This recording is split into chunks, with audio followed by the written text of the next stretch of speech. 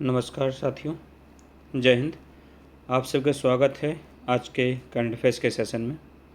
आज का हमारा पहला प्रश्न है, हाल ही में किस देश की फिके नदी को दुनिया की सबसे पुरानी बहने वाली नदी के रूप में मान्यता मिली है? ऑप्शंस हैं मिस्र, जर्मनी, इटली और ऑस्ट्रेलिया। इसका सही आंसर है ऑप्शन डी, ऑस्ट्रेलिया। ऑस्ट्रेलिया में एक नदी बहती है जिसका नाम है फिके नदी, और इन नदी को हाल ही में दुनिया की सबसे पुरानी बहने वाली नदी के रूप में इसको मान्यता दी गई है या दर्जा दिया गया है। तो इसका सही आंसर हो जाएगा ऑप्शन डी, ऑस्ट्रेलिया। अगर बात है नदी की, तो आपको जानना चाहिए कि दुनिया में बहाव की दृष्टि से सबसे बड़ी नदी कौन सी है। तो दुनिया में यदि बहाव की दृष्टि से या जल के आयतन की दृष्टि से बात की जाए, वॉल्यूम ऑफ वाटर के हिसाब से बात की जाए, तो दुनिया की सबसे बड़ी नदी नाम है उसका अमेजन रिवर, जो कि दक्षिण अमेरिका कॉन्टिनेंट में बहती है। इसके अलावा अगर दुनिया की सबसे लंबी नदी की बात की जाती है, तो दुनिया की सबसे लंबी नदी होती है वो होती है नील नदी, जो कि विक्टोरिया झील अफ्रीका महाद्वीप से निकलती है और भूमध्य सागर में जाकर मिलती है। 7,000 किलोमीटर के लगभग ये बहती है, जो दुनिया की लॉन्गेस्ट रिवर में से एक है और सबसे लंबी नदी मानी जाती है। अगर बात की जाए कि एशिया की सबसे लंबी नदी कौन सी है, तो एशिया की सबसे लंबी नदी मानी जाती है यांग टीसी क्यांग, जो कि कहाँ बहती है, चाइना में। और भारत की सबसे लंबी नदी कौन सी है, तो वो है गंगा, जो कि भारत में 2510 किलोमीटर बहती है और टोटल लेंथ उसकी 2525 किलोमीटर है। भारत को नदियों का देश कहते हैं क्योंकि लगभग 4,500 से अधिक नदियां भारत में प्रवाहित होती हैं। और भारत में मुख्य रूप से 2 प्रकार की नदियां बहती हैं, हिमालयन और प्रायद्वीपीय। फिलहाल फिके नदी की बात हुई है, जिसे दुनिया की सबसे पुरानी बहने वाली नदी माना गया है। तो इसका सही आंसर होगा ऑप्शन डी, ऑस्ट्रेलिया। चलते हैं आज के अगले प्रश्न की तरफ। अगला प्रश्न है, हाल ही में कहाँ गहरे समुद्र में 300 वर्ष पुराना विशाल ब्लैक कोरल खोजा गया है? ऑप्शंस हैं मालदीव, न्यूजीलैंड, ऑस्ट्रेलिया और इनमें से कोई नहीं। इसका सही आंसर है ऑप्शन बी, न्यूजीलैंड। न्यूजीलैंड में विशाल कोरल की खोज की गई है। अब जिन लोगों को कोरल नहीं पता, तो इसको हिंदी में बोलते हैं प्रवाल भित्ति।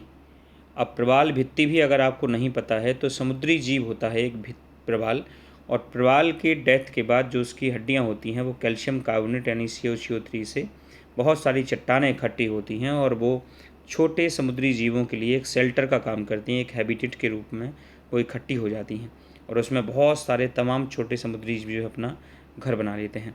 तो ये जो ब्लैक कोरल है, ये 300 वर्ष पुराना अभी हाल ही में खोजा गया है। तो कोरल जो हम देखते हैं एक्वेरियम्स, या आपने देखा होगा स्कूबा डाइविंग होती है समुद्रों में, जहाँ पे तमाम छोटी छोटी जो मछलियाँ इकट्ठी झुंड में आपका घूमती रहती हैं, तो वो सारे कोरल रीफ्स वाली जगह होती हैं, यानी प्रवाल भित्ति वाली जगह होती हैं, जहाँ वो चट्टानें बनती हैं और उनमें छोटे छोटे जीव जो होते हैं वो समुद्र के बड़े जानवरों के शिकार से बचने के लिए अपना हैबिटेट बना लेते हैं। अच्छा, ये जगह सामान्यतः समुद्र के किनारे पे होती हैं, क्योंकि ये जो प्रवाल होती है इनकी डेड बॉडी बह के किनारों तक आ जाती है, इसको हम कोरल्स बोलते हैं। तो इसी कोरल में वो अपना घर बना लेती हैं। तो सामान्यतः ये जगहें जो होती हैं वो समुद्री तटों के आसपास पाई जाती हैं। दुनिया में सबसे बड़ी कोरल रीफ, जिसको ग्रेट बैरियर रीफ कहा जाता है, वो ऑस्ट्रेलिया में मौजूद है। ठीक है, लेकिन फिलहाल इसका जो आंसर है कि सबसे बड़ा 300 वर्ष पुराना ब्लैक कोरल कहाँ खोजा गया है, तो वो हाल ही में न्यूजीलैंड में खोला गया है, यानी इसका आंसर हो जाएगा आपका ऑप्शन बी, न्यूजीलैंड में खोजा गया है। चलते हैं अगले प्रश्न की तरफ। आज का अगला प्रश्न है, हाल ही में किसने ट्रांसलेशन करने वाले नए AI मॉडल ट्रांसलेट जेमा लॉन्च किया है? ऑप्शन हैं गूगल, ChatGPT, परप्लेक्सिटी और इनमें से कोई नहीं। तो इसका सही आंसर है ऑप्शन ए, गूगल। गूगल ने अपना जेमा जो है application AI translating model launch किया है। इसके अलावा इनका AI असिस्टेंट भी आप जानते हैं, जिसका नाम है जेमिनी, जो कि चलता है। जेमिनी जो है वो इनका सबसे फेमस गूगल AI जो है AI ट्यूटर कह सकते हैं या AI असिस्टेंट्स कह सकते हैं। उसमें AI ट्यूटर के मामले में जो रैंक बनाई गई थी कि AI ट्यूटर में कौन से देश ने सबसे ज़्यादा इस्तेमाल किया है जेमिनी का, तो उसमें भारत सबसे आगे निकला था। ठीक है, इसके अलावा गूगल की शुरुआत कब हुई थी, तो गूगल की शुरुआत 1997 में हुई थी। एक सर्च इंजन है, दुनिया का सबसे बड़ा सर्च इंजन कौन है, गूगल है। इसका हेडक्वार्टर कैलिफोर्निया US में स्थित है, और इसके वर्तमान CEO जो हैं वो भारतीय मूल के सुंदर पिचाई हैं। इसकी सब जो कंपनी है उसका नाम है अल्फ़ाबेट, उसके भी आपका सुंदर पिचाई CEO हैं। इसके अलावा यूट्यूब और आपका माइक्रोसॉफ्ट दोनों की पेरेंट्स कंपनी भी कौन है, तो वो भी गूगल है। तो इसका सही आंसर होगा कि AI मॉडल ट्रांसलेटर जैमा किसने शुरू किया है, तो इसका सही आंसर है ऑप्शन ए, गूगल ने।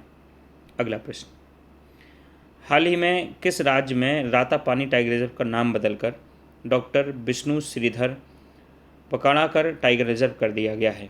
ऑप्शन हैं केरल, मध्य प्रदेश, कर्नाटक और इनमें से कोई नहीं।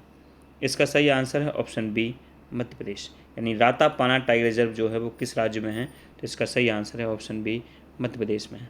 इसके अलावा आपको ये भी जानना होगा कि भारत में सबसे अधिक टाइगर रिजर्व कौन से राज्य में है, तो वो भी MP में है। लगभग 9 टाइगर रिजर्व उत्तर प्रदेश आपका मध्य प्रदेश में मौजूद हैं। इसके अलावा सबसे ज़्यादा नेशनल पार्क भी कहाँ पर मौजूद हैं, वो भी मध्य प्रदेश में है। लगभग 12 जो है नेशनल पार्क MP में मौजूद हैं। भारत में सर्वाधिक बाघों की संख्या कहाँ पर दर्ज की जाती है, वो भी मध्य प्रदेश में है। फिलहाल 2025 में सर्वाधिक बाघों की मौत भी मध्य प्रदेश में ही दर्ज की गई है। तकरीबन 166 बाघों की मौत 2025 में भारत के में हुई है, जिसमें सबसे ज़्यादा MP में हुई है।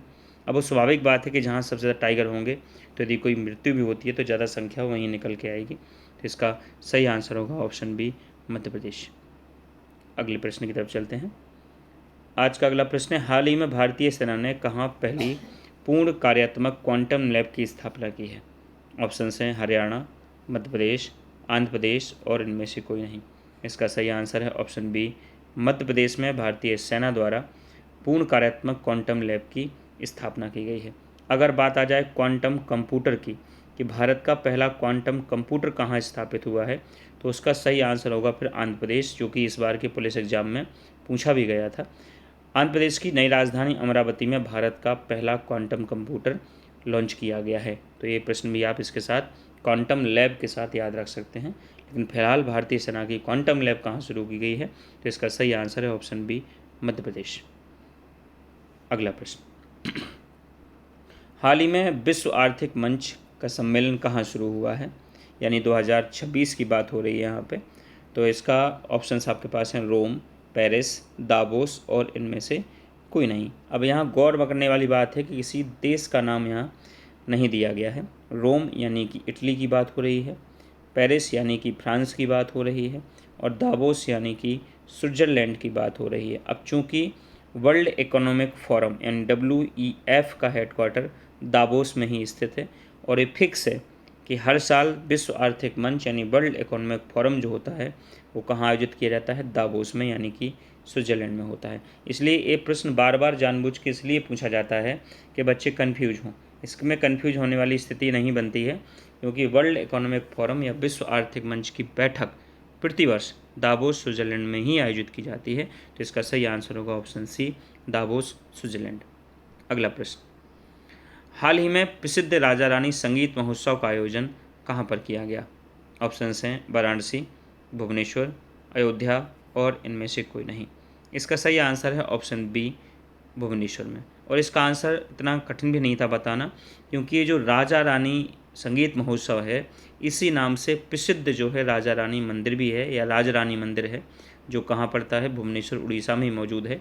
जैसे कि खजुराहो संगीत महोत्सव होता है, खजुराहो फिल्म महोत्सव होता है। चूँकि खजुराहो में मंदिर फेमस है और उन्हीं के आसपास कला और संस्कृति को बढ़ावा देने के लिए खजुराहो म्यूजिक का फेस्टिवल या खजुराहो फिल्म फेस्टिवल आयोजित किया जाता है। ठीक उसी प्रकार से राजा रानी संगीत महोत्सव का आयोजन भुवनेश्वर उड़ीसा में किया जाता है, यानी इसका आंसर होगा ऑप्शन बी। अगला प्रश्न, हाल ही में बगुरुम्बा नृत्य उत्सव कहाँ पर आयोजित किया गया? ऑप्शन हैं गोवा, मणिपुर, असम और इनमें से कोई नहीं।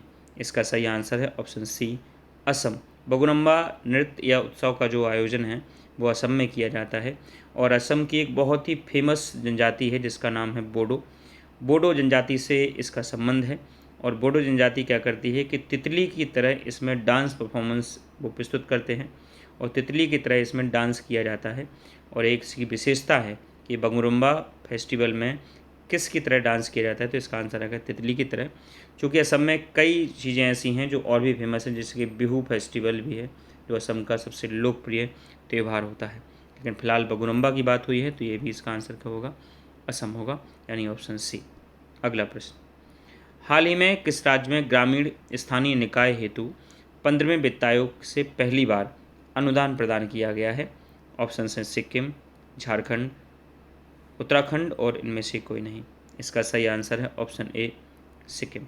सिक्किम के स्थानीय निकाय यानी ग्रामीण पंचायत और नगर निगम जैसे स्थानीय निकायों को पहली बार 15वें वित्त आयोग के द्वारा कुछ अनुदान यानी पैसे, धनराशि प्रदान की गई है। तो इसका सही आंसर होगा ऑप्शन ए, सिक्किम। अब यहाँ दो बातें हुई हैं, स्थानीय निकाय की और 15वें वित्त आयोग की। 15वां वित्त आयोग फिलहाल अपना पूरा कार्यकाल पूरा कर चुका है। 15वें वित्त आयोग जो है वो 2020 से स्टार्ट हुआ था। इसका कार्यकाल 5 वर्ष का होता है। आर्टिकल 280 के तहत राष्ट्रपति गठन करता है, लेकिन इसका 1 साल के लिए कार्यकाल बढ़ा दिया गया था 1 वर्ष के लिए। इसलिए इसका कार्यकाल 2025 के बजाय 2026 में समाप्त हुआ था, यानी 31 मार्च 2026 को इसका कार्यकाल समाप्त हुआ। अभी फ़िलहाल में 2026 से लेकर 2031 तक 16वां वित्त आयोग अब कार्य कर रहा है। इसके वर्तमान अध्यक्ष अरविंद पनगड़िया हैं। इसका गठन 2023 में किया गया था। ये भी ध्यान रखिएगा कि 16वें वित्त आयोग का गठन कब किया गया था? 2023 में किया गया था। और 15वें वित्त आयोग का गठन कब किया गया था? 2017 में किया गया था। क्योंकि आजकल प्रश्न थोड़ा डीप हो गए हैं, तो इन चीज़ों को अभी आप ध्यान रखिएगा। और वित्त आयोग का मुख्य कार्य क्या होता है? केंद्र और राज्य सरकार के बीच जो टैक्स होता है, जो वित्त होता है, उसका बंटवारा करना वित्त आयोग का प्रमुख काम होता है। और इसका गठन आर्टिकल 280 के तहत कौन करता है? राष्ट्रपति द्वारा किया जाता है। अब रही स्थानीय निकायों की बात, तो स्थानीय निकाय आपका हमारे अनुसूची 11 भारतीय संविधान के और अनुसूची 12 दोनों में एक्सप्लेन की गई हैं। 11 में ग्रामीण स्वशासन को एक्सप्लेन किया गया है और 12 में शहरी शासन को एक्सप्लेन किया गया। फिलहाल यहाँ ग्रामीण स्थानीय स्वशासन की बात हुई है, यानी ग्राम पंचायत, पंचायत समिति और जिला पंचायत की, और इसको पहली बार 15वें वित्त आयोग द्वारा अनुदान प्रदान किया गया है। राज्य का नाम है सिक्किम। तो इसका सही आंसर हो जाएगा ऑप्शन ए। अगला प्रश्न, हाल ही में किस राज्य में हॉट एयर बैलून फेस्टिवल की शुरुआत की गई है? ऑप्शंस हैं केरल, तेलंगाना, कर्नाटक और इनमें से कोई नहीं। इसका सही आंसर हो जाएगा ऑप्शन बी, तेलंगाना। हमेशा याद रखिएगा हॉट एयर बैलून फेस्टिवल कहाँ पर मनाया जाता है, तो इसका सही आंसर है ऑप्शन बी, तेलंगाना में मनाया जाता है। इसके अलावा तेलंगाना में बथुकम्बा फेस्टिवल जो कि बहुत फेमस है, वो भी कहाँ होता है? वो भी तेलंगाना में मनाया जाता है। इसके अलावा भारतीय जनजाति का सबसे बड़ा उत्सव मेदरम जात्रा, वो भी कहाँ मनाया जाता है? तो मेदरम जात्रा भी सबसे बड़ा फेस्टिवल है, वो भी तेलंगाना में मनाया जाता है।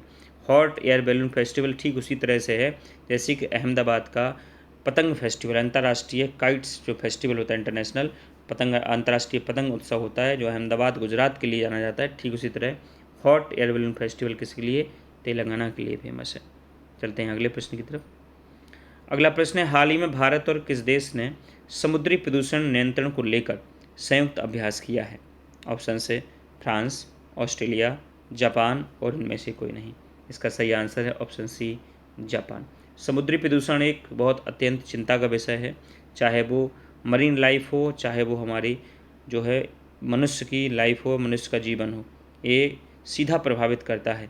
क्योंकि कई देश ऐसे हैं जो सीधे समुद्र पे ही डिपेंड करते हैं, उनमें से जापान एक देश है। तो जहाँ सीधा जीवन समुद्र पर आधारित होता है, तो ऐसे देशों को समुद्र के प्रति जागरूक होना और उनके प्रति चिंता करना, सजग रहना अत्यंत महत्वपूर्ण हो जाता है। और भारत जैसे बड़े इकॉनमी वाले देश को भी प्रदूषण को रोकने के लिए योगदान देना चाहिए।